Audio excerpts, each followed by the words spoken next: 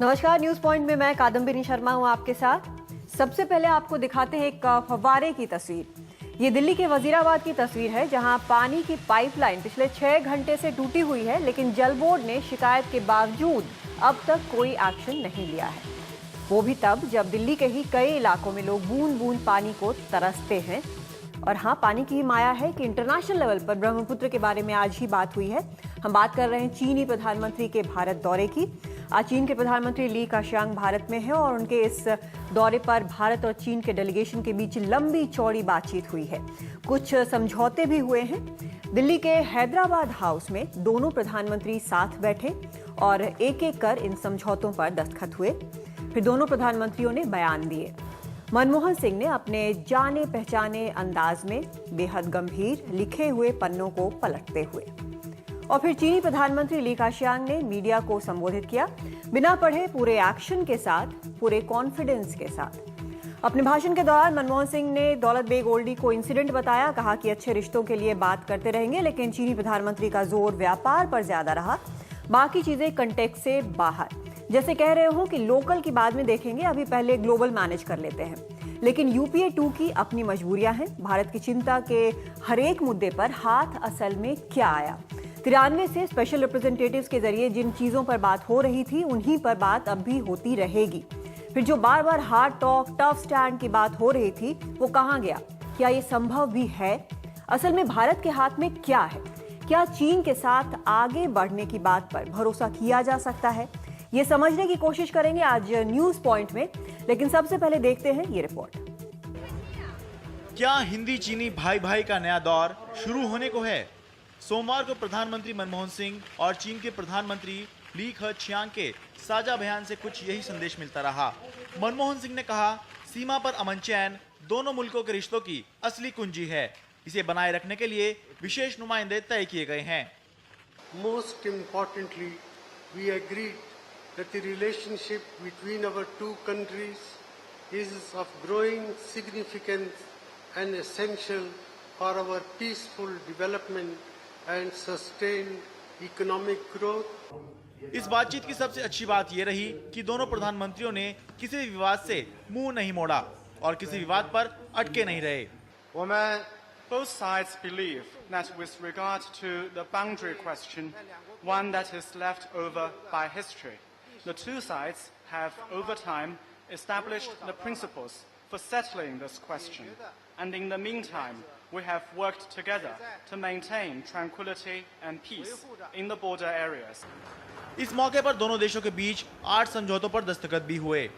एक समझौता कैलाश मानसरोवर यात्रा को लेकर, एक आर्थिक समूहों के तहत 3 वर्किंग ग्रुप बनाने पर, एक मीट मछली जैसे कारोबार में सहयोग बढ़ाने पर, एक करार शहरी विकास को लेकर, एक खेती में नई तकनीक की साझेदारी पर, एक समझौता चीनी और हिंदी की 25 किताबों के अनुवाद और प्रकाशन का हुआ, तो एक ब्रह्मपुत्र के बहाव की जानकारी बांटने का, और एक समझौता लोगों के बीच संवाद बढ़ाने का भी हुआ।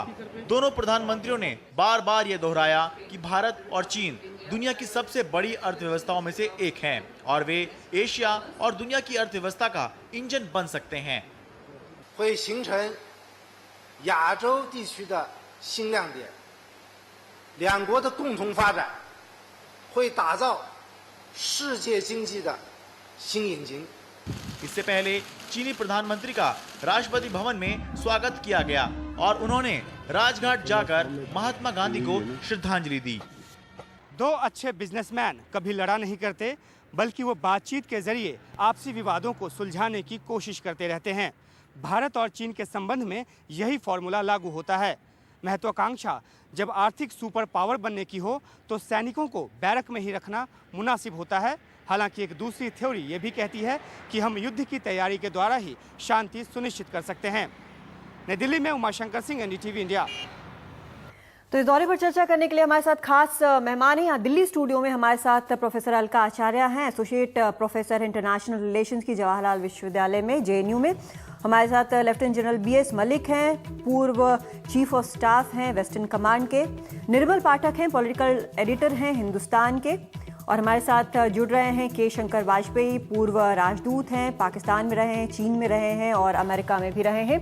मीनाक्षी लेखी हमारे साथ जुड़ रही हैं, बीजेपी की प्रवक्ता हैं और इनसे चर्चा करेंगे कि आखिर इस सब से हाथ क्या लगा। सबसे पहले हम शंकर बाजपेयी साहब आपके पास आना चाहेंगे। आज आपने पूरा देखा होगा, जो स्टेटमेंट आए वो भी देखा होगा, जो बातचीत हो रही थी, जिस तरह से बॉडी लैंग्वेज था वो भी देखा होगा। एक बड़ा अजीब सा हमने देखा कि प्रधानमंत्री जो है वो काफी सीरियस, बिल्कुल बिना मुस्कुराए हुए, जबकि जो चीनी प्रधानमंत्री है वो मुस्कुराते हुए, एकदम हाथ के एक्शन, एनिमेशन, सब कुछ अलग था। यानी कि तुम्हारे इश्यूज बहुत बड़े नहीं है, इनको हम बाद में देख लेंगे, जैसा एक माहौल सा लगा।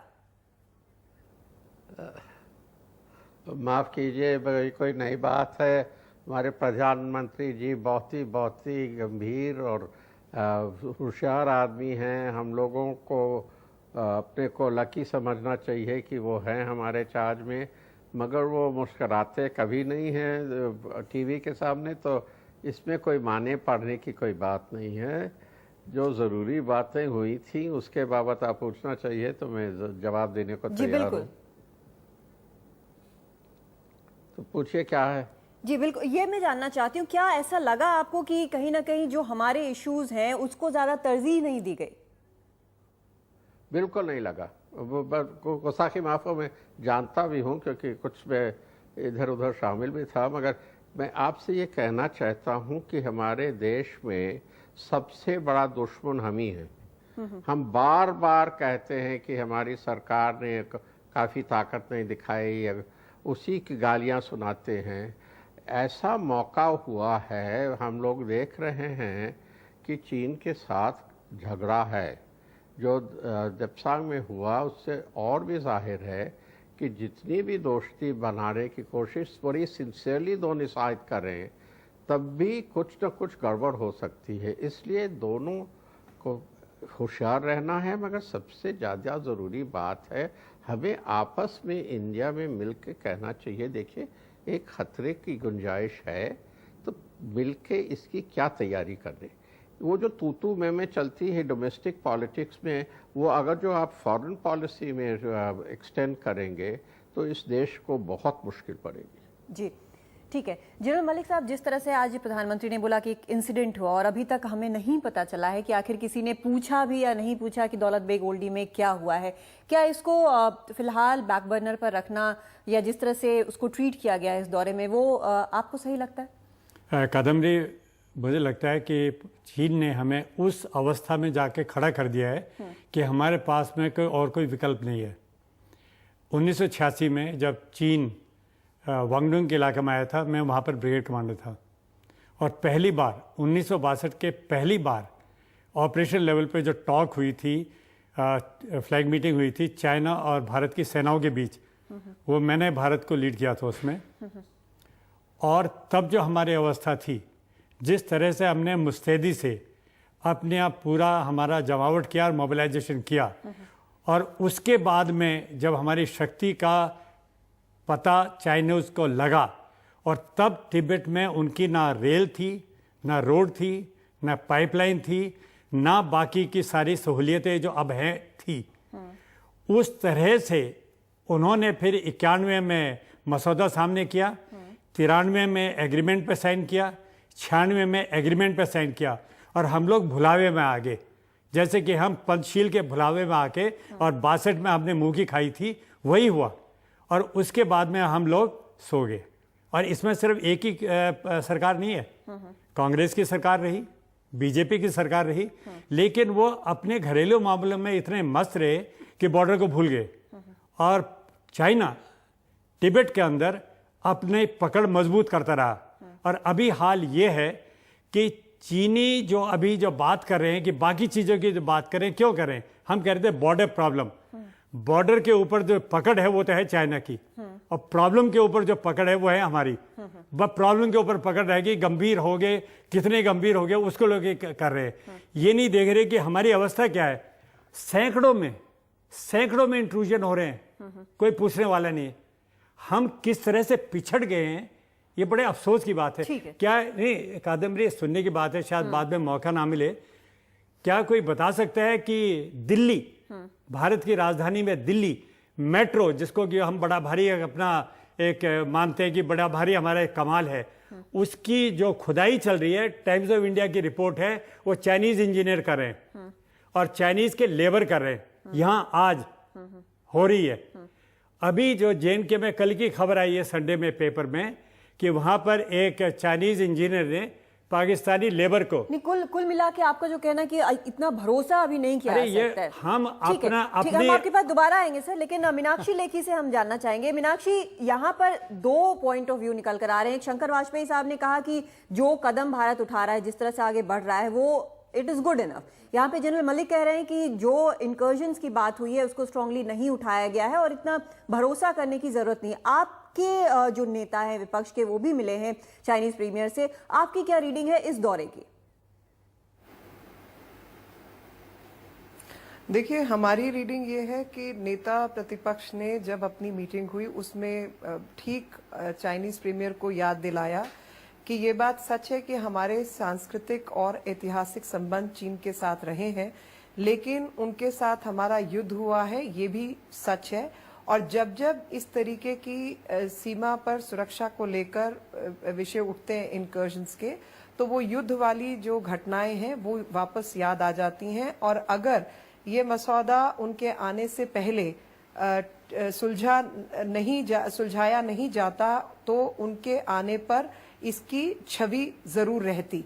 ये नेता प्रतिपक्ष ने इनकर्जन्स को लेकर बोला और ये भी कहा कि हम भी मानते हैं कि बॉर्डर पर डिस्प्यूट है और वो भी मानते हैं कि सीमाओं पर हमारे डिस्प्यूट है, लेकिन एनडीए के समय में एक तरीका उसका निकाला गया था और वो था स्पेशल रिप्रेजेंटेटिव्स का, कि जो बात लोकली अगर कुछ इस तरीके की चीज होती है तो उसमें जो स्पेशल रिप्रेजेंटेटिव्स हैं दोनों तरफ के वो मिलेंगे और उस मामले को वहीं का वहीं खत्म करके जो LAC है, लाइन ऑफ एक्चुअल कंट्रोल है, उसको मेंटेन किया जाएगा और उस बात को बढ़ाया नहीं जाएगा। जो सिलसिला अब तक चल रहा था जिसकी वायलेशन हाल ही में हुई, ये तो LAC को लेकर हमारा पक्ष था।